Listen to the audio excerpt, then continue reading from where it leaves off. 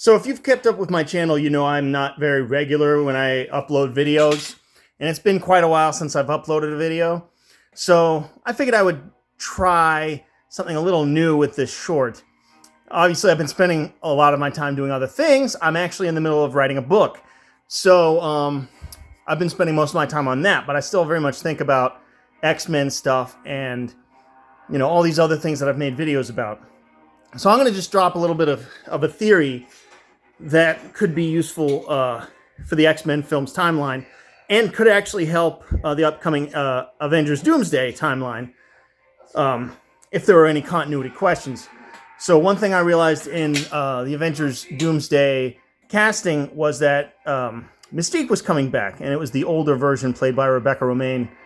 And my thought was, how is she alive in the future if, you know, hypothetically, if this is supposed to be the 10,005 X-Men universe that was in Deadpool and Wolverine and the X-Men films. So I was thinking, it occurred to me, if the multiverse is in play, we could always consider something very unique. Days of Future Past has actually two cuts of the film. What if those two cuts were two different timelines branching off of Days of Future Past? And I was thinking, what if, you know, because the director of Logan considered Logan as an offshoot universe, what if it was it branched off of one of the alternate cuts of Days of Future Past?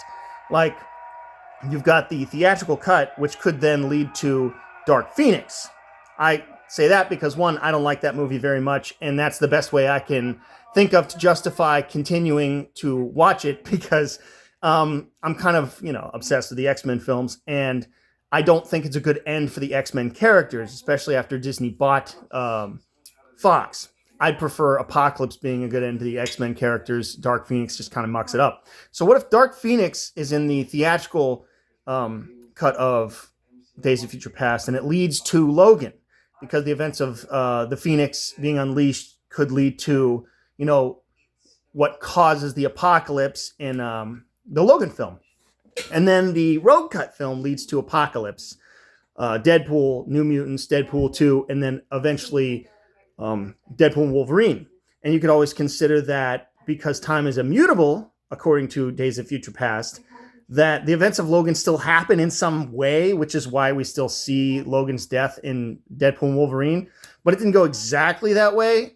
And you could always consider that could be one of the reasons why, you know, some of the continuity errors could be explained, like the fact that all the Deadpool films and the happy ending of Days of Future Past show tons of mutants living in the world, but the movie Logan says they hadn't been any new mutants born since the early 2000s. So that could be a way to explain it. And if that is the case, you can consider that Dark Phoenix leading to Logan would actually separate the two timelines, and Avengers Doomsday wouldn't come off of that timeline. It would come off of the timeline where Days of Future Past leads into Apocalypse, Deadpool, New Mutants, Deadpool 2, and Deadpool and Wolverine. And then hypothetically in that timeline, Mystique doesn't die. So there you go.